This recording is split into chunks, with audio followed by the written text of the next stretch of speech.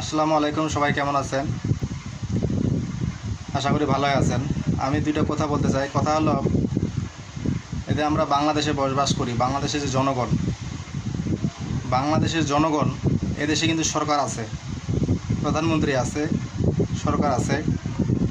তো জনগণ, বাংলাদেশের যে জনগণ, তো এটা সরকারের কাছে কি আশা করে? আসলে সরকারের কাছে জনগণ বেশি কিছু আশা করে না। আশা করে যে তারা একটু যেন শান্তিতে বসবাস করতে পারে। শান্তিতে বসবাস করতে পারতে হলে তাদের আয় ইনকাম যেন ভালো সুযোগ সুবিধা থাকে, আয় ইনকামের সুযোগ থাকে, প্লাস জিনিসপত্রের দাম যদি কম থাকে। মেন সমস্যা হলো জিনিসপত্রের দাম নিয়ে।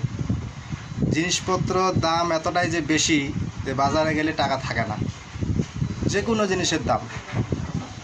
সরকার যদি জিনিসপত্রের দাম নিয়ন্ত্রণ করে তাহলে জনগণ শান্তিতে থাকবে, ভালো শান্তিতে থাকবে। জিনিসপত্রের দাম এতটাই বেশি যে জনগণ শান্তিতে নাই। সরকার যদি জিনিসপত্রের দাম কমায় দেয় তাহলে জনগণ শান্তিতে থাকবে। আরেকটা কথা হলো, যারা ঢাকা শহরে বসবাস করে, বাসা ভাড়া থাকে, বাড়ি ভাড়া থাকে, আর বাসা ভাড়া যে বাড়ায় মালিক, তারা ইচ্ছা মতো বাড়ি ভাড়া বাড়ায়। এটা কোনো সরকারের কোনো নিয়ন্ত্রণ নেই। বাড়িওয়ালা বছর গেলে ইচ্ছা মতো বাড়ি ভাড়া বাড়ায়, এটা কোনো সরকারের পদক্ষেপ নেয় না। তাহলে জনগণ কীভাবে শান্তিতে থাকলো? জনগণের তো শান্তি হলো না। জনগণের ইনকাম কম আর ব্যয় বেশি হয়ে যায় বাজারে গেলে, জিনিসপত্রের দাম বেশি।